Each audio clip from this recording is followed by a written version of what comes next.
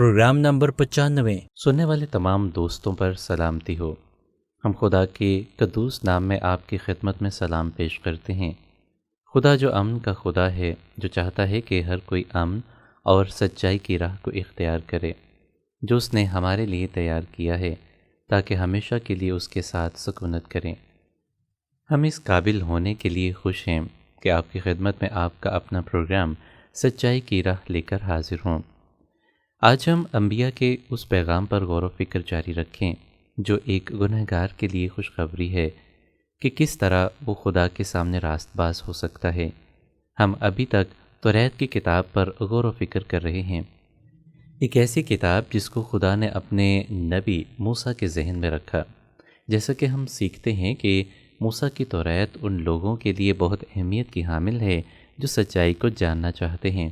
یہ اس چیز کی بنیاد تھی جس کو خدا نے قائم کیا تاکہ ہم سچائی کو جان سکیں۔ توریت کے آغاز میں ہم دیکھتے ہیں کہ آدم گناہ کرتا ہے۔ آدم کا گناہ اس کی آنے والی نسلوں پر اثر انداز ہوا اور ایک متعدی بیماری، دکھ اور موت ثابت ہوا جس کی خدا نے پیشن گوئی کی تھی۔ لیکن خدا کا شکر ہے کہ کلام مقدس بتاتا ہے کہ جہاں گناہ زیادہ ہوا، خدا کا فضل اس سے دگنا ہو گیا۔ رومیو کے نام خط اس کے 5ویں باب کی 20ویں آیت میں یہ لکھا ہے۔ جی ہاں، جب آدم اور حوا نے گناہ کیا تو خدا نے اپنے فضل سے اس بات کا اعلان کیا کہ ایک دن میں اس دنیا میں اپنا نجات دہندہ بھیجوں گا جو آدم کی اولاد کو اس کے گناہ کی لعنت سے نجات دے گا۔ پچھلے سبق میں ہم نے دیکھا کہ خدا نے ابراہیم سے وعدہ کیا تھا کہ میں تیری نسل کو ایک ایسی قوم بناؤں گا جس میں سے انبیاء آئیں گے اور نجات دہندہ بھی۔ یوں ابراہیم کا بیٹا اسحاق، جس کا بیٹا یعقوب اور اس کے 12 بیٹے، جن میں سے اسرائیل کے 12 قبیلے پیدا ہوئے۔ آئیں دیکھیں کہ خدا نے کس طرح ابراہیم کی نسل کو بطور اسرائیلی استعمال کیا تاکہ وہ لوگوں کو سکھا سکیں کہ خدا انسانوں سے کیا چاہتا ہے اور ایک گناہ گار کس راستے کو اپنا کر خدا کی عدالت سے بچ سکتا ہے۔ ہمارا آج کا سبق ہے خدا کے مقدس قوانین۔ جب ہم توریت کی کتاب پڑھتے ہیں تو دیکھتے ہیں کہ خدا نے بنی اسرائیل کو 40 سال مصر کی غلامی میں رکھا۔ خدا نے ابراہیم کو اس کے بارے میں پہلے سے ہی بتا رکھا تھا۔ یوں جب خدا کا مقررہ وقت آیا، خدا نے موسیٰ کو بنی اسرائیل کے لیے بھیجا۔ موسیٰ خود بھی اسرائیلی تھا جو فرعون کے گھر میں پلا بڑھا تھا۔ فرعون مصر کا شریر بادشاہ تھا۔ خدا نے موسیٰ کو فرعون کے پاس یہ کہنے کے لیے بھیجا کہ خداوند خدا کہتا ہے کہ میرے لوگوں کو جانے دو تاکہ وہ میری عبادت کریں۔ لیکن فرعون نے ایسا کرنے سے منع کیا اور طنز کرتے ہوئے کہنے لگا کہ خدا کون ہے؟ میں کبھی بھی قوم بنی اسرائیل کو جانے نہیں دوں گا۔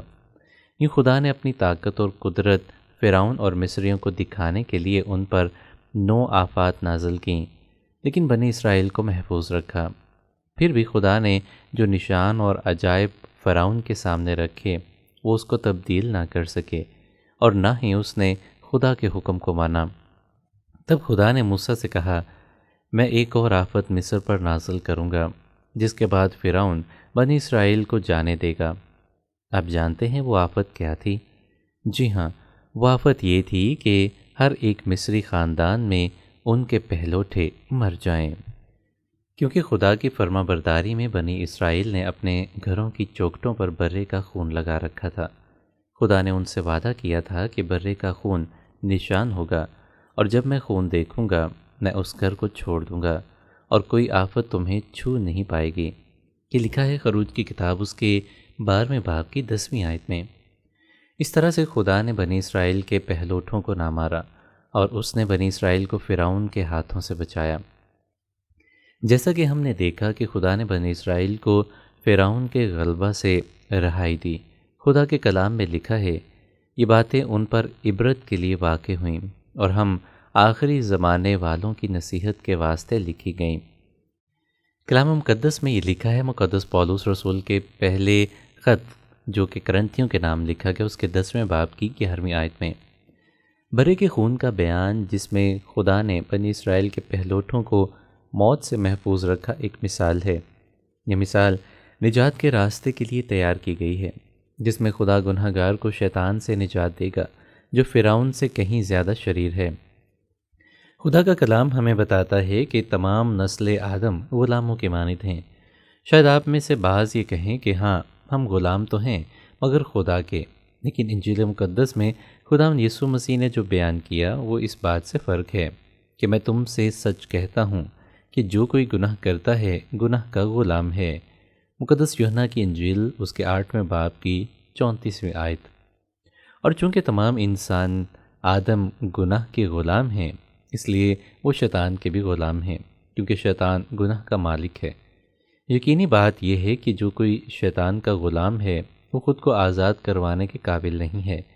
کیا کوئی غلام خود کو آزاد کروا سکتا ہے؟ کیا وہ اپنے مالک کو کچھ دے سکتا ہے کہ وہ اسے آزاد کر دے؟ شاید ایسا تب ہو سکے جب مالک اچھا ہو، لیکن شیطان اور اس کی مانند مالک سے یہ توقع نہیں کی جا سکتی، جیسے کہ فرعون۔ شیطان اپنی مرضی سے اپنے غلاموں کو آزاد نہیں کرنا چاہتا، وہ کبھی بھی ایسا نہیں کرے گا۔ ہم جو آدم کی نسل ہیں کیسے لعنتی ہیں؟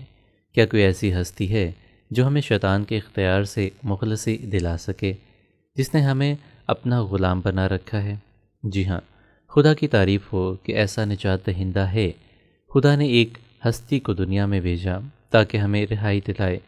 وہ قادر اور راست منجی ہے، یعنی یسوع مسیح جو آسمان سے آیا، جس کی تمام انبیاء نے پیشن گوئی کی۔ توریت میں ہم پڑھتے ہیں کہ خدا نے شیطان کا سر کچلنے کے لیے ایک نجات دہندہ کا وعدہ کیا جو ایک کنواری سے پیدا ہوگا۔ زبور کی کتاب میں ہم داؤد نبی کے بیان کو پڑھتے ہیں کہ نجات دہندہ جسے خدا اپنا بیٹا کہتا ہے نہایت ہولناک موت مرے گا، اس پر تشدد کیا جائے گا اور اس کے ہاتھوں اور پاؤں کو چھیدا جائے گا۔ انجیل مقدس میں ہم اس نجات دہندہ کے بارے میں تفصیل سے پڑھتے ہیں۔ وہ یسوع ہے جو مریم کا بیٹا ہے، جس نے کامل زندگی گزاری اور پھر صلیب پر ہمارے گناہوں کی خاطر موا اور پھر قبر میں سے جی اٹھا۔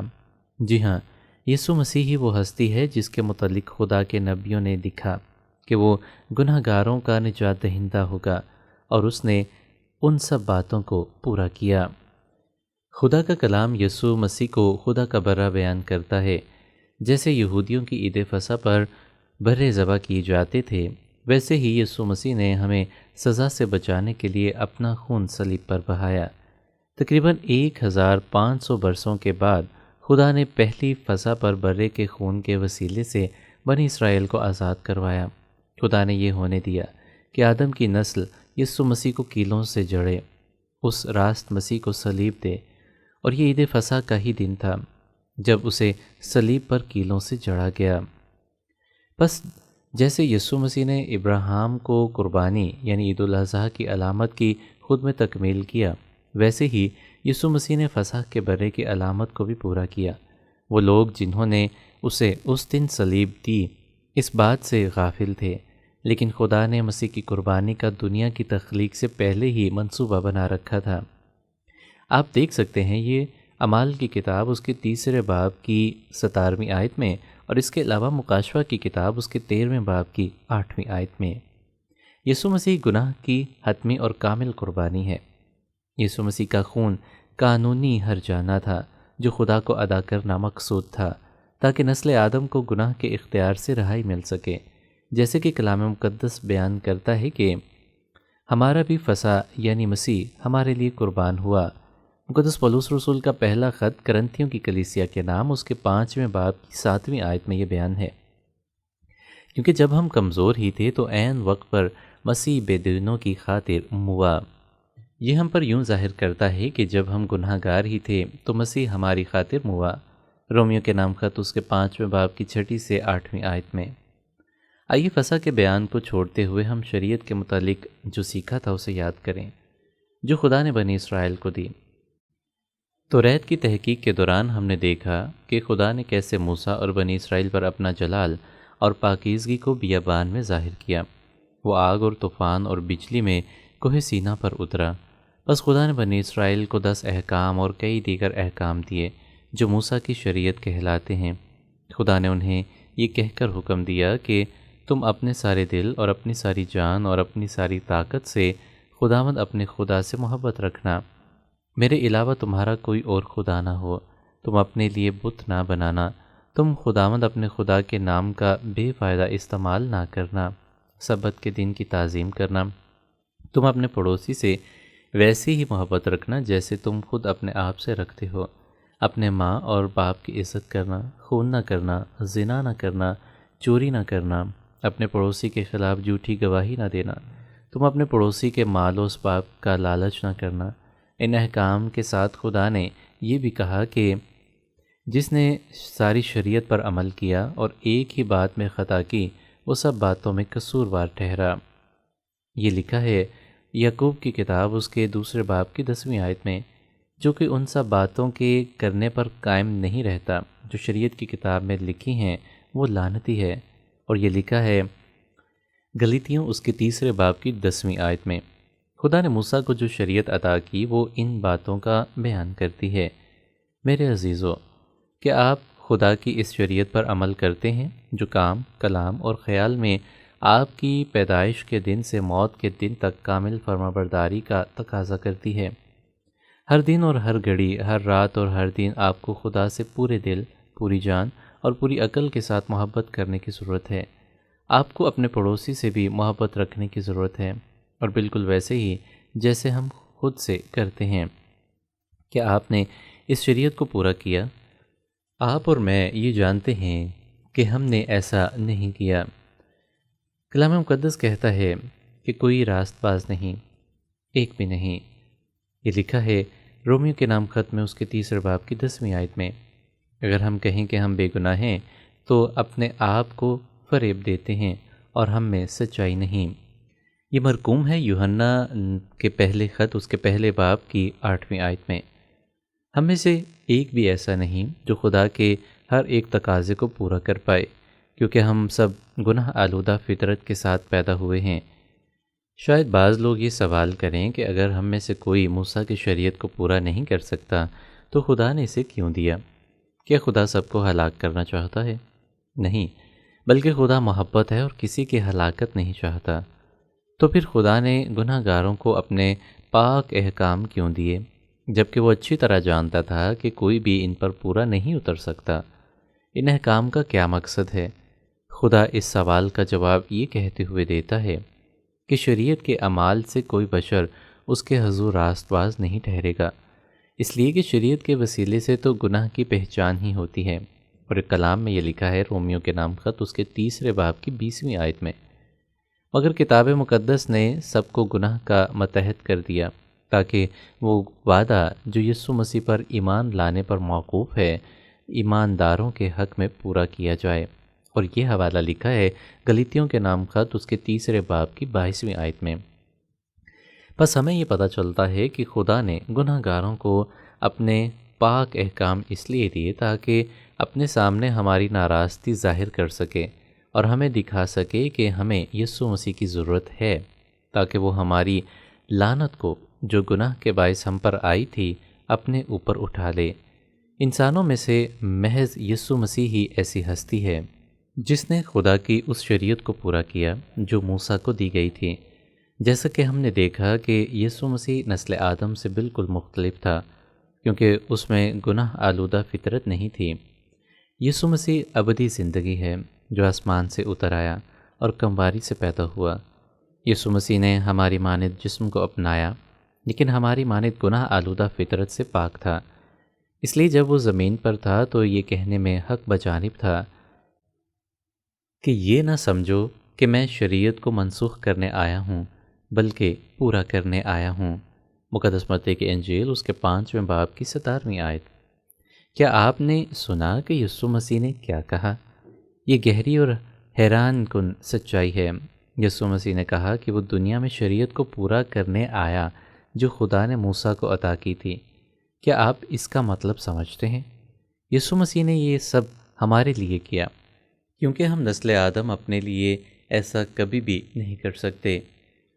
خدا کی شریعت میں یسوع مسیح کا مرنا لازمی نہیں تھا، کیونکہ اس نے کبھی گناہ نہیں کیا تھا، مگر نجات کے منصوبے کو پورا کرنے کے لیے جس کا خدا نے انبیاء کی معرفت وعدہ کیا تھا، یسوع مسیح نے اپنے مرضی سے ہمارے لیے اپنی زندگی دے دی، اپنا خون بہانے کے وسیلے اس نے ہمارے گناہوں کا فدیہ دیا اور خدا نے تیسرے دن اسے مردوں میں سے زندہ کیا۔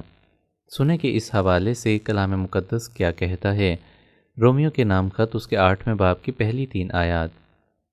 پس اب جو مسیح یسوع میں ہیں ان پر سزا کا حکم نہیں، اس لیے کہ جو کام شریعت جسم کے سبب سے کمزور ہو کر نہ کر سکی وہ خدا نے کیا، یعنی اس نے اپنے بیٹے کو گناہ آلودہ جسم کی صورت میں اور گناہ کی قربانی کے لیے بیچ کر جسم میں گناہ کی سزا کا حکم دیا۔ عزیز سامعین، آپ کی امید کس بات پر ہے؟